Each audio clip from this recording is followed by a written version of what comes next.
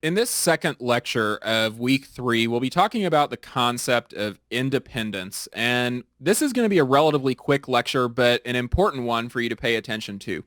So independence is really just the way to say that when an event occurs, if I have another event that I'm interested in, does that first event give me any new information about the second event, about the probability of that second event? If the first event occurs, do I know that another event occurred or didn't occur? Or does it impact the probabilities in any way?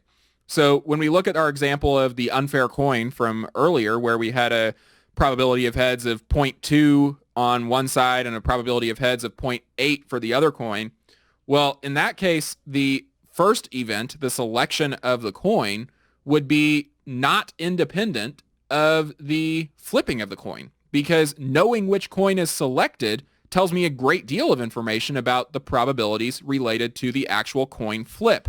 So with that in mind, in this lecture, we're going to cover 3 main sections. Like I said, this is going to be a relatively short lecture. And the first thing that we'll look at is going to be the independence of 2 events. Are 2 events, if we know that they've occurred, independent of each other?